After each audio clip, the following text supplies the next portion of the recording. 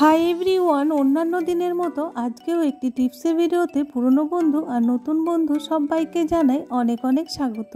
Daily লাইফের ব্যস্ততার মধ্যেও এই ছোট্ট ছোট্ট টিপসগুলি অ্যাপ্লাই করলে সংসারের বাড়তি খরচা কমিয়ে নেওয়া যায় আর নিজেদের জন্য সময় বের করে নেওয়া যায়। এরকমই কিছু ছোট্ট ছোট্ট টিপস আজকে শেয়ার করছি, যেই টিপসগুলো প্রত্যেকের জন্য খুব উপকারী। ভিডিওটা স্কিপ না করে পুরো ভিডিওটা দেখবে। স্কিপ করে দেখলে সব থেকে মূল্যবান টিপসটি মিস করে যেতে পারো। যারা আমার ভিডিও রোজ দেখো তাদেরকে অসংখ্য ধন্যবাদ, আর যারা প্রথম দেখছো তাদেরকেও ধন্যবাদ। চলো দেখা যাক আজকে টিপসগুলো।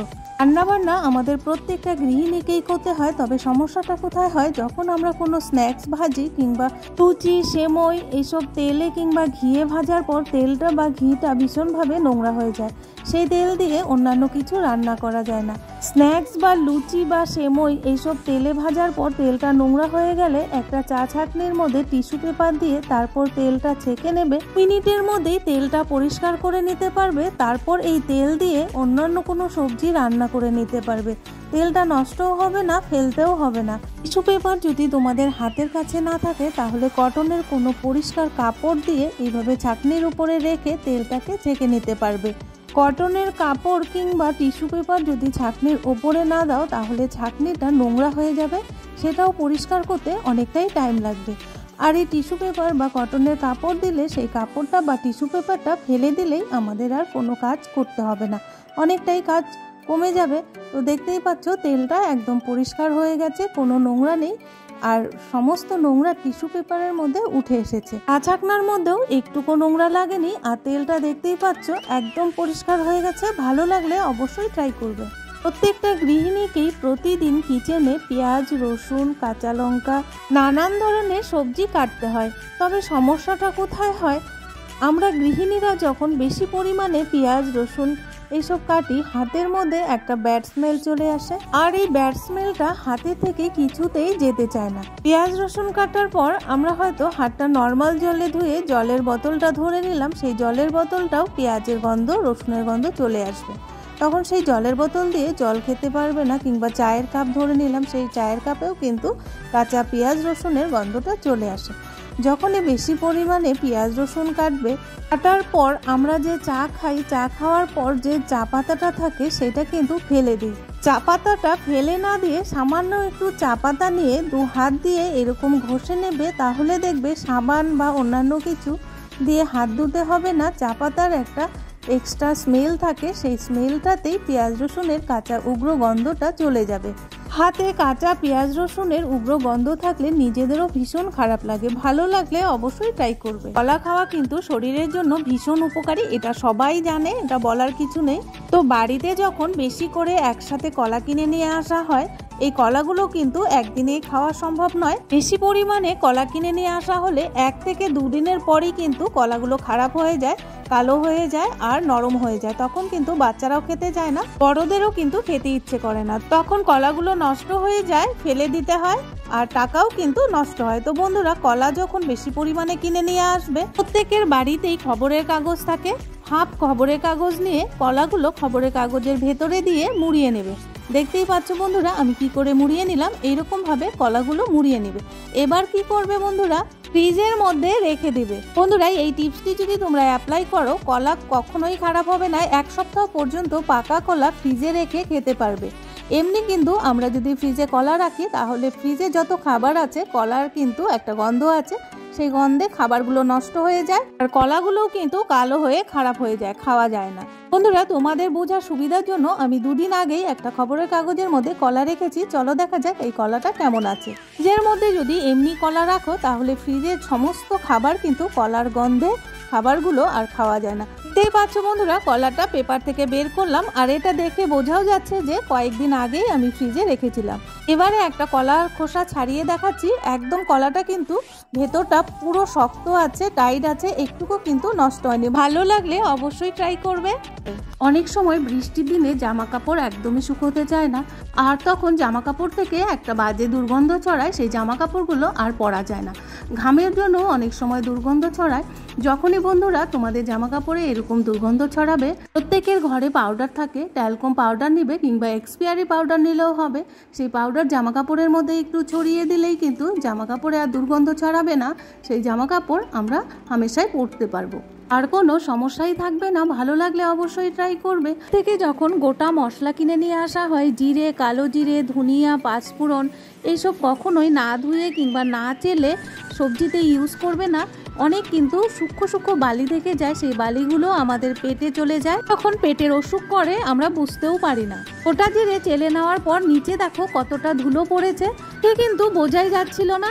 আমাদের সুবিধের জন্য আমরা কি করি, বাজার থেকে নানান ধরনের গুঁড়ো মশলা কিনে নিয়ে আসি। সেগুলোর মধ্যেও কিন্তু অনেক ধরনের মেডিসিন মেশানো থাকে, সেই জন্য আমাদের দিন দিন কিন্তু অসুস্থ হতে হয় আর ডাক্তারের কাছে ছুটতে হয়। অসুস্থ হতে না চাইলে আর ডাক্তারের কাছে যেন ছুটতে না হয়, তার জন্য কিচেনের এই গোটা মশলাগুলো সবসময় ধুয়ে কিংবা ঝেড়ে তারপর রান্নায় ব্যবহার করবে, তাহলে বাড়ির প্রত্যেকেই সুস্থ থাকবে। ভালো লাগলে অবশ্যই ট্রাই করবে। রুটি করার পর আমরা বেলুন চাকিটা কিন্তু বেশিরভাগই খোলা রেখে দিই। তা রাখলে কি হয়, এর মধ্যে পোকামাকড় এসে বসে, আরশোলা বসে। তারপর যদি এর মধ্যে আবার রুটি করতে যাই, তখন কিন্তু রুটিটা খাওয়ার পর ফুড পয়জন হয়ে যায়, আমরা কিন্তু বুঝতেও পারি না জন্য ফুড পয়জন হয়েছে। আমরা যখন রুটি করি তখন এর মধ্যে আটা লেগে থাকে, আর পোকামাকড় বসলে কিন্তু সেটা খেলেই পেটের অসুখ করে। তো বেলুন চাকিটা যদি আমরা একটা শেষ হয়ে যাওয়া আটার প্যাকেট কিংবা অন্যান্য কিছুর প্যাকেটের মধ্যে ঢুকিয়ে রেখে দুটো রাবার ব্যান্ড দিয়ে আটকে রাখি, তাহলে কিন্তু কোনো পোকামাকড় বসতে পারবে না আর আমাদের ফুড পয়জনও হবে না। আর এই কাঠের বেলুন চাকিগুলো রুটি করার পর রোজ রোজ যদি আমরা জল দিয়ে ধুতে যাই, তাহলে দেখবে কাঠের জিনিসটা নষ্ট হয়ে যায়, পচে যায়, বেলুন চাকিটা আর ভালো থাকে না, আবার নতুন কিনে নিয়ে আসতে হয়। আমরা যদি শরীর স্বাস্থ্যের পক্ষে একটু হলেও সচেতন হই, তাহলে এরকম ছোট্ট ছোট্ট জিনিসগুলি এইভাবে যদি রাখতে পারি, তাহলে দেখবে বাড়ির প্রত্যেকেই সুস্থ থাকবে আর জিনিসটাও নষ্ট হবে না। এবারে এটা যে কোনো জায়গায় রেখে দিই। আমাদের প্রত্যেকটা বাড়িতেই প্রত্যেকটা গৃহিণীকে টুকিটাকি সেলাই কিন্তু করতেই হয়। সমস্যাটা হয় ছোট সূচে যখন আমরা সুতো পরাবো, কিনা বড় সূচ দিয়ে সবকিছু সেলাই করা যায় না, ছোট সূচ দিয়েও কিন্তু আমাদের অনেক কিছু সেলাই করতে হয়। তো এখানে সব থেকে ছোট যে সূচটা আছে সেটাই কিন্তু নিয়েছি। অনেকের খুবই প্রবলেম হয় এই সূচে সুতো পরাতে গিয়ে। তখনই ছোট সূচে সুতো পরাবে, হাতের মধ্যে একটুখানি আটা লাগিয়ে নেবে। আটা লাগালে কি হবে, হাতটা শুকনো হয়ে যাবে। তারপর এদিকটাতে সূচে পরাবে, সুতোর মাথাটাতে আটাটাকে এইভাবে লাগিয়ে নেবে। বন্ধুরা তোমরা দেখে বুঝতেই পারছো তো কিভাবে আমি সুতোর মধ্যে আটাটা লাগিয়ে নিচ্ছি। তাহলে সুতোর মুখটা একদম সরু হয়ে যাবে আর সূচে পরাতে কোনো অসুবিধা হবে না। 1 সেকেন্ডের মধ্যেই সূচে পরিয়ে নিতে পারবে, যত ছোটই সূচ হোক না কেন কোনো প্রবলেম হবে না। বন্ধুরা দেখতেই পেলে একদম কিন্তু তোমাদের চোখের সামনে সুতোর মধ্যে একটু আটা লাগিয়ে নিলাম, তারপর কত সহজেই সেকেন্ডের মধ্যে কিন্তু সূচে পরিয়ে নিতে পারলাম। আর এখানে দেখো সূচটা কিন্তু সব থেকে ছোট সূচটা নিয়েছি, তোমাদের চোখের সামনেই, বড় সূচগুলো কিন্তু আমি নিইনি। এরকম ভাবে সুতোর মধ্যে একটু আটা লাগিয়ে সূচে পরিয়ে নিতে পারো। আমাদের প্রত্যেকের কিচেনেই এইরকম গোটা শুকনা মশলাগুলো থাকে, যেরকম জিরে, মৌরি, পাঁচফোড়ন। তো জিরেটা বেশি ব্যবহার করা হয় আর মৌরিটা কিন্তু একটু কম ব্যবহার করা হয় রান্নাতে। আর মৌরিটা ঘরে থাকতে থাকতে দেখবে সাদা হয়ে গেছে, দলা পাকিয়ে গেছে। মৌরি যখন সাদা সাদা হয়ে যায় বা দলা পাকিয়ে যায়, তখন আমরা মৌরিগুলো ফেলে দিই। তো এত টাকা দিয়ে কিনে নিয়ে এসে ফেলে দেওয়া কখনোই উচিত নয়। তখনই মৌরি বেশি পরিমাণে ঘরে থাকবে, তার মধ্যে একটু সর্ষের তেল মাখিয়ে একটু গরম করে রাখবে, নয়তো রোদে দিয়ে রাখবে। তাহলে আর কোনো দিন মৌরি সাদা সাদা হয়ে ফাঙ্গাস ধরবে না আর দলা পাকিয়েও যাবে না, মৌরিটা ফেলে দিতেও হবে না। তো বন্ধুরা আমি সর্ষের তেল মাখিয়ে নিলাম। এবার এই মৌরিটাকে আমি রোদে দিয়ে কন্টেনারে ভরে রাখবো। তোমাদেরও এই প্রবলেম হয়ে থাকলে এরকম সর্ষের তেল মাখিয়ে গরম করে রাখবে, নয়তো রোদে দিয়ে রাখবে। ভালো লাগলে অবশ্যই ট্রাই করবে। বন্ধুরা তোমরা কি কখনো নেল পলিশের মধ্যে চিনি দিয়েছো? নেল পলিশের মধ্যে চিনি দিলে কি হয় তোমরা কি জানো? সেটাই এই টিপসের মধ্যে আজকে তোমাদের জানাবো। পলিশ আমরা প্রত্যেকটা মেয়ে গৃহিণীরা পরে থাকি, তবে সমস্যাটা কোথায় হয়, বাড়িতে যদি ছোট বাচ্চা থাকে কিংবা আমরা নেল পলিশ লাগাতে গিয়ে হঠাৎ হাতটা নাড়িয়ে যায় আর নিচে নেল পলিশ পড়ে যায়। ফ্লোরের মধ্যে বা মেঝেতে যদি নেল পলিশ পড়ে যায়, সেই দাগটা কিন্তু বিশ্রীভাবে থেকে যায়, কিছুতেই উঠতে চায় না আর দেখতেও ভীষণ খারাপ লাগে। কারণ ঘরের মেঝেতে এইরকম যদি দাগ থাকে তাহলে কারোরই ভালো লাগবে না। তো বন্ধুরা, ফ্লোরের মধ্যে বেশ খানিকটা নেল পালিশ আমি লাগিয়ে নিলাম, তোমরা দেখতেই পেলে। মেঝেটা দেখতেই পাচ্ছ কতটা খারাপ লাগছে দেখতে।